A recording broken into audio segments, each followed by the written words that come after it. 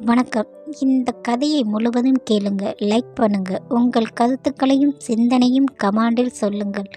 உங்கள் ஆதரவு எங்களுக்கு மிகவும் முக்கியம். வணக்கம். என் பெயர் அமுதா. அம்மு என்று கூப்பிடுவார்கள். நான் 12ஆம் வகுப்பு வரை ஹாஸ்டலில் தங்கிதான் படித்தேன். அப்பொழுது விடுமுறை நாட்களில் எங்கள் கிராமத்துக்கு வருவது எனக்கு வழக்கம். எங்கள் கிராமம் மிகவும் அழகாக இருக்கும். பச்சை பசேல் என்ற புல்வெளிகள், அழகழகான பூக்கள். அந்த காலை நேர பூக்களை பார்க்க அவ்வளவு அழகாக இருக்கும். மரத்தில் கிளிகள் சத்தம், குளத்தில் தாமரை பூக்கள் மலர்ந்தது, தென்றல் காற்று, காலை நேரம் வண்ணங்கள் அனைத்தும் பார்க்க அழகாக தோன்றும். அப்படி இருந்தால் என் கிராமம் விட்டு நான் வெளியே செல்ல, எங்கு நான் போனாலும் தங்கினாலும் என் கிராமம்தான் என் கண்முன் வந்து நிற்கும். என் வாழ்க்கை மகிழ்ச்சியாக தான் சென்று கொண்டிருந்தது. 12ஆம் வகுப்பு படித்தவுடன் நான் எங்கள் வீட்டுக்கு வந்துவிட்டேன். எனக்கு அண்ணன் மட்டும்தான். அப்பா கூலி வேலைதான், அம்மா வயவெளி வேலை செய்வார்கள். அண்ணன் நகரத்தில் படித்து முடித்து நல்ல கம்பெனியில் வேலை செய்து கொண்டிருக்கின்றான். அங்கு ஒரு பெண்ணை பார்த்து அண்ணனுக்கு பிடித்து விட்டது. ஆனால் அந்த பெண் நல்ல வசதியான பெண். நகரத்தில் வாழ்ந்தவர்கள்.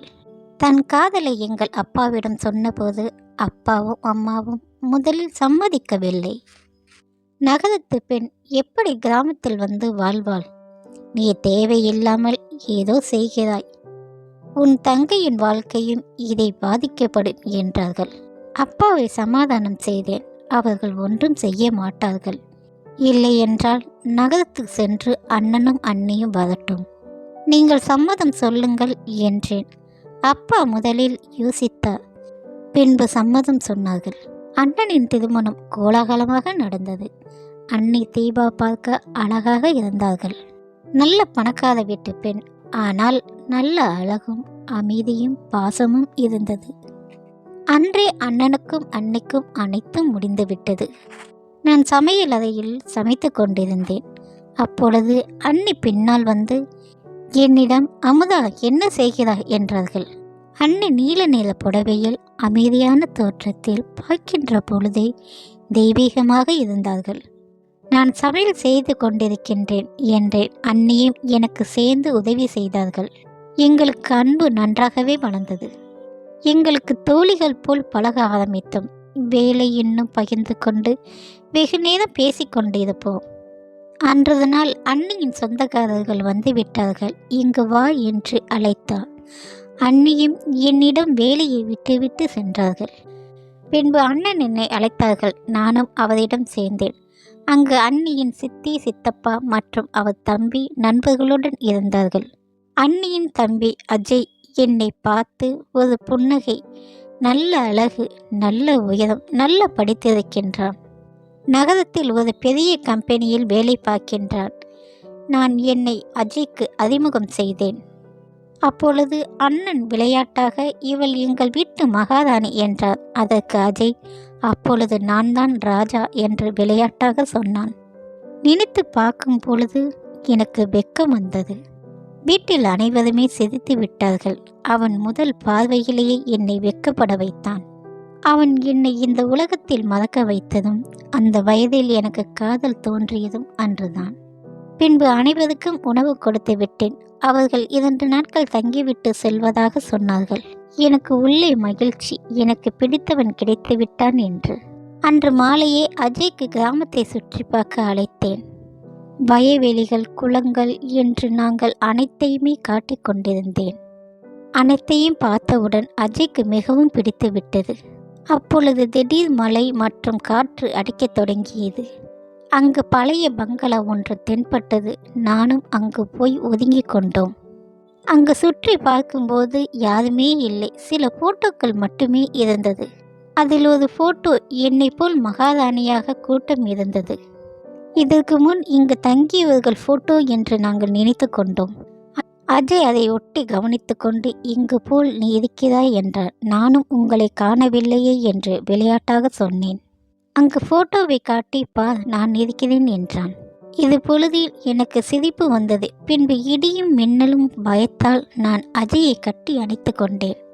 என் கையில் சுழன்று கொண்டு என்னை அணைத்தான். எங்களுக்கு நெருக்கம் ஏற்பட்டது. நாங்கள் முத்தங்கள் பரிமாறிக்கொண்டோம். எங்களுக்கு கைகள் மட்டுமல்ல, உணர்ச்சியும் நன்றாக சென்றது. முடிந்த பின் நான் என் சுயநினைவுக்கு வந்தேன்.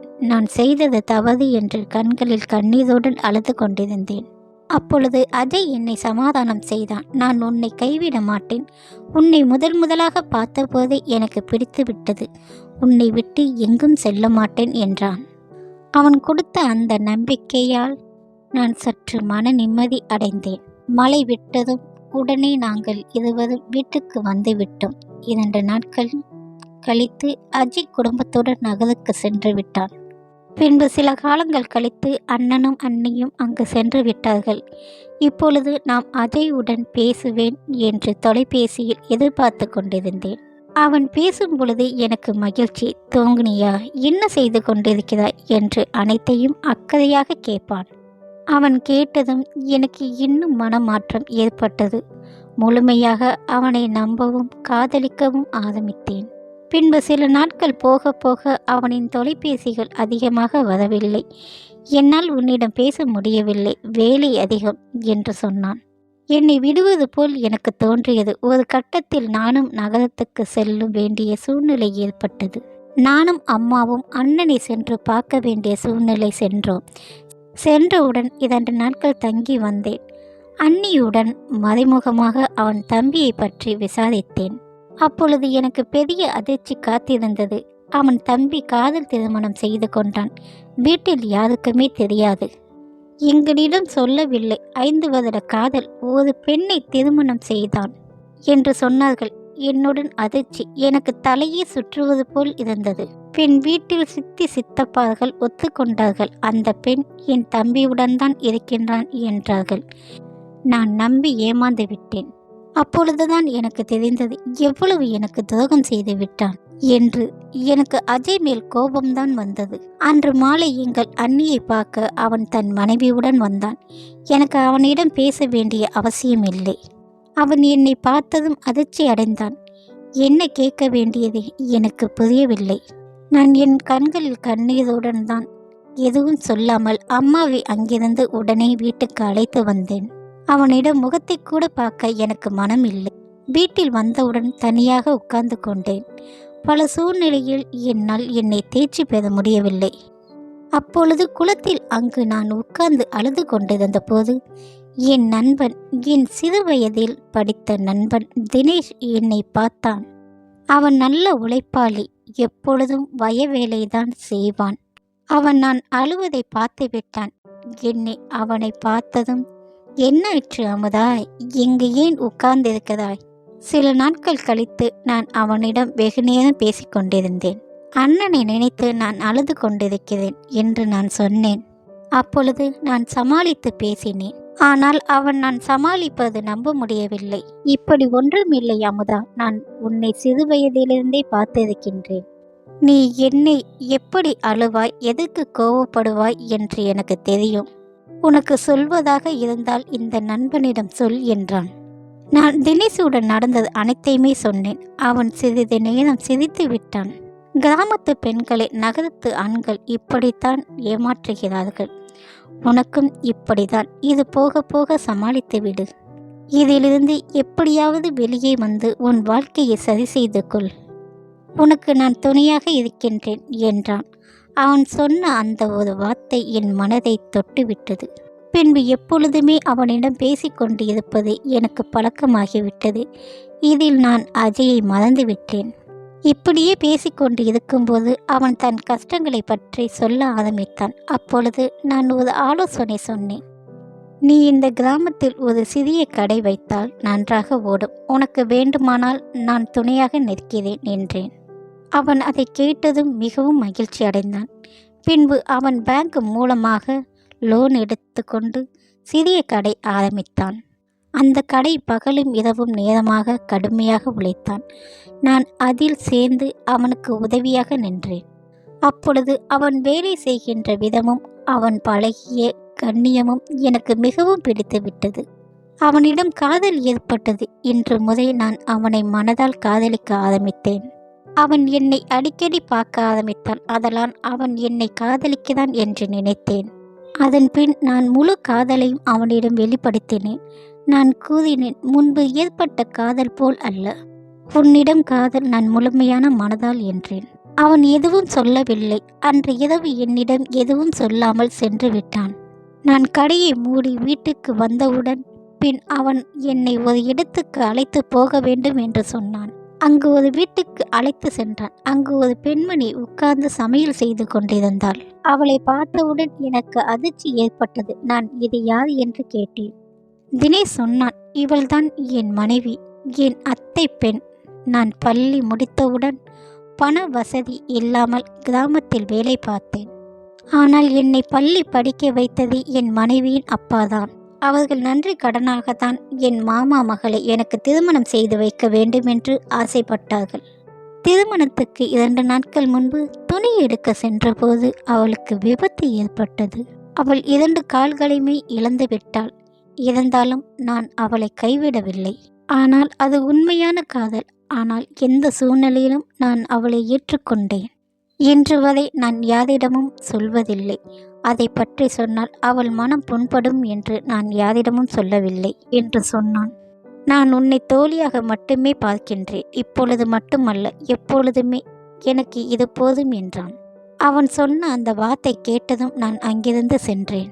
உண்மையில் தினேஷ் காதலித்ததுதான் உண்மை. தன் மனைவி கால் இழந்தாலும் அவளை திருமணம் செய்து கொண்டான். அவளுக்கு நல்ல வாழ்க்கை தேடி கொடுத்தான். பின்பு தினேஷ் எனக்கு தைரியம் கொடுத்தான். நான் எப்படி வாழ வேண்டும் என்று எனக்கு தெரியவில்லை. ஆனால் நீ கொடுத்த தைரியமும் நம்பிக்கையும் தான் இந்த கிராமத்தில் நான் ஒரு நல்ல கடை வைத்து நன்றாக இருக்கின்றேன். நீயும் நன்றாக இருக்க வேண்டும். மேற்கொண்டு படிக்க வேண்டும். உனக்கு வாழ்க்கை நிச்சயம் நன்றாக இருக்கும். உன்னை புரிந்து கொள்ளும் ஆண்மகன் கிடைப்பான் என்று சொன்னான். அவன் கொடுத்த தைரியத்தால் நான் நர்சிங் படிக்க ஆரம்பித்தேன். நகரத்துக்கு சென்ற பிறகு நர்சிங் முடித்து ஒரு மருத்துவமனையில் பணியாற்றினேன். அப்பொழுது வேலை செய்ததும் மருத்துவ வேலை ஈடுபாடும் பழகியதும் அனைவருக்கும் பிடித்தது. அப்பொழுது மருத்துவமனையில் டாக்டர் என்னை திருமணம் செய்து கொள்ள ஆசைப்பட்டார்கள். என் குடும்பத்தில் வந்து பெண் கேட்டு என்னை திருமணம் செய்து கொண்டார்கள். அப்பொழுது என் வாழ்க்கை போக போக நன்றாக அமைந்தது.